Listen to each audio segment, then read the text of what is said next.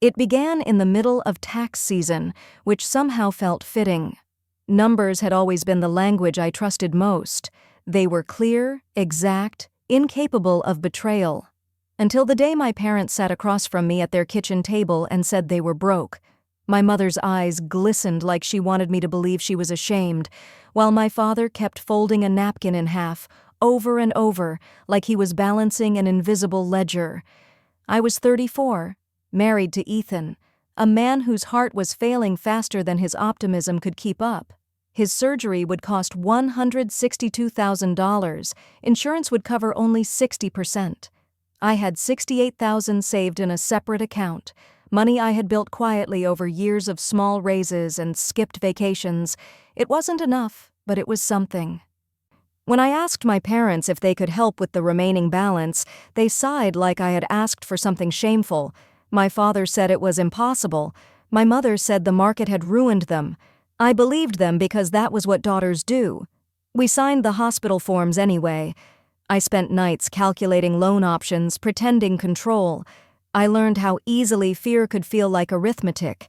Every bill, every line of cost, was another reminder that life had a price tag. I told myself my parents' situation was temporary, that someday they would recover and maybe help with the interest. That hope kept me polite. Weeks later, I received an email from the family's old financial advisor. It was sent by mistake, a single message that turned belief into corrosion. Attached was a transfer receipt for $52,000, wired to an account labeled Vanessa Modeling LLC. My sister's name, my parents' signatures. The date was the same day they told me they had nothing left. I stared at the screen until the numbers blurred. I tried to explain it away, to think maybe it was a loan, maybe they'd pay her tuition or medical bills. But Vanessa wasn't sick or studying. She was chasing an image, glossy photos, and fake managers who promised fame. My parents called it supporting her dream. I called it financing her vanity. That night, Ethan sat beside me, asking how close we were to the goal. I told him we'd be fine. I even smiled. But when he fell asleep, I opened the banking app again and saw the withdrawal notice like a scar that wouldn't fade. Every dollar gone. Not to survival, not to family, but to someone else's illusion. In the days that followed, I moved through work like a ghost. The office lights hummed, numbers filled the spreadsheets, but nothing added up anymore. I kept thinking of my father's voice saying the word broke, so calmly, like a man signing a declaration. My mother's trembling hands were not from guilt, but calculation. Somewhere between their need to save face and my need to save Ethan, the balance of love had changed. It wasn't the lie that broke me. It was the audit that followed. I realized I had been assessed, appraised, and written off as a liability. That was the moment I stopped being their daughter and became a figure on their balance sheet.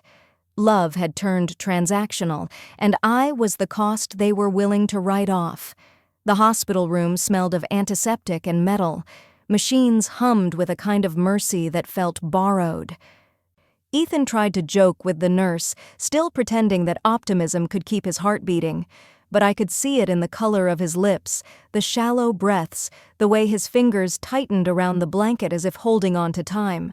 When the phone rang, I knew before answering that it wouldn't be good. The billing office voice was polite but practiced. The remaining balance is $47,380. Payment must clear before we can schedule surgery. I hung up and walked into the hallway. The floor tiles reflected the pale light, clean and empty, like the inside of a lie. My hands shook as I called my parents. My mother answered on the third ring. Her tone carried that same rehearsed sympathy she used at funerals. When I told her we needed help now, her sigh felt heavier than words. She said it was gone.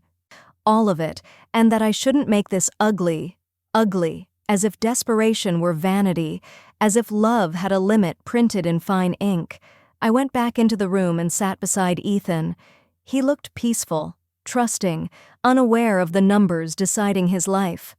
I brushed his hair back and whispered that everything would be fine. My voice didn't tremble.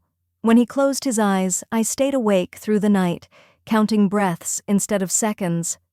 each one shorter, quieter, fading like the interest on a debt unpaid. When the monitors stopped, I didn't scream.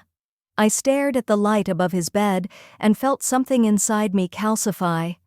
If money were all that mattered, then I would master its language, I would rewrite the ledger, and someday every loss would be accounted for. After the funeral, I sold everything that still had value. The car, the jewelry, even Ethan's tools that still smelled like oil and cedar. The money barely covered the hospital balance, but paying it felt like closing a wound that no longer bled. I packed the rest of our life into 2 boxes and rented a 1-bedroom apartment above a laundromat. The nights were long and empty. Grief was a quiet tenant that never paid rent but refused to leave. I started working double shifts at a small accounting firm downtown. During the day, I managed other people's debts. At night, I studied balance sheets, market reports, and investment strategies until my eyes burned. Every spreadsheet became a form of prayer. Every number is a reminder that discipline could rebuild what love had destroyed. When the world slept, I planned. I calculated interest rates, tracked stock trends, and ran simulations on a second-hand laptop with a cracked screen. The hum of the hard drive was the only sound that kept me company. 3 years later, I launched a private consulting service for small businesses drowning in debt. By the 5th year, I managed 3 major accounts, secured investment partnerships, and crossed $4.2 million in net worth. None of it felt like victory. It felt like balance restored. I still lived simply. No new house, no luxury car, no noise, just order, just quiet. I learned that power could exist without cruelty, that control didn't require revenge. Somewhere between loss and profit, I discovered that silence was stronger than anger, and that rebuilding yourself is the most unshakable form of wealth. The first time I saw them again, 5 years had passed. My assistant stepped into my office, voice careful, saying there was an older couple in the lobby who insisted on seeing me. I didn't ask their names. I already knew. When I said to send them in, my voice was steady, the same tone I used in board meetings when the numbers favored me. They walked in slower than I remembered. My father's hair was thinner, his confidence gone. My mother clutched her purse like it held what was left of their pride. The air between us felt heavy with old arithmetic. They smiled, or tried to, before explaining that they were in a difficult position. A few investments had turned against them. Vanessa's credit cards were frozen, the house was at risk. They needed a short-term loan of $150,000. Temporary, they said, just a bridge until things improved. I listened without interrupting. The sound of the wall clock marked every second of their discomfort. When my father finished, I folded my hands on the desk and asked if they still owned the company they once bragged about at every dinner. He said no, not anymore. It was acquired last year by a smaller firm. I nodded. That smaller firm was one of mine, purchased through a shell holding registered under a quiet name in Delaware. The house had gone into foreclosure 2 months earlier, bought by a subsidiary I controlled. Even Vanessa's trademark rights to her failed brand had been absorbed into my portfolio. My mother's eyes widened as understanding dawned. My father tried to speak, but the words collapsed between us. I leaned back, calm, the same way they had once been while watching me beg. Blood isn't sacred when it's used as currency. I offered them water out of habit, not kindness. The glass pitcher sat between us, untouched. My mother nodded, expecting me to pour, but I never moved. The silence stretched until the sound of the air conditioner became the only voice in the room. I watched them glance at each other, 2 people who once decided my worth, now unsure of their own. It was strange, seeing the architects of my pain look small. Not evil, just ordinary. I told them there were only 2 paths left. They could transfer what little remained in their accounts and walk away with their dignity intact, or they could keep pretending and live in the shadow of what they'd built and lost. My father asked if I would forgive them if they chose the first option. I said forgiveness wasn't part of the contract. Forgiveness is a gift, not a clause. He lowered his eyes. My mother's hands trembled on her lap. the same way mine once did when I begged for help. I signed the documents while they watched. The sound of my pen scratching the paper felt like closing a long, open account. Every transaction over the years, every lie, every insult, they were all here, balanced at last. When I handed the folder to my assistant, I felt the tension leave my shoulders, like a weight recalculated and cleared. They sat still, stunned, realizing this was not a negotiation, but an audit of their choices. Before they left, my mother whispered that the family shouldn't destroy each other. I said family shouldn't trade loyalty for luxury. The words didn't come from anger, but from a place that had learned discipline the hard way. When the door closed behind them, the silence felt clean. Justice, I realized, isn't vengeance. It's peace. It's the quiet after the balance sheet finally reads zero. The ballroom shimmered with soft gold light as waiters moved between tables carrying champagne and quiet admiration. I stood near the stage, listening as the host announced the launch of the Ethan Clark Memorial Fund. The foundation would cover surgical costs for families who could not afford them. The first donation was $500,000, enough to give 10 people a chance Ethan never had. When applause filled the room, I smiled, but not for the cameras.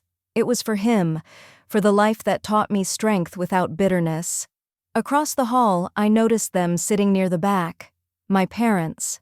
Their clothes were elegant but worn, their confidence replaced by silence. They didn't approach me. They didn't have to. I nodded once, a gesture without anger or pity, only acknowledgement. For the first time, I saw them not as enemies, but as people caught in the arithmetic of their own making. Their mistakes no longer belonged to me.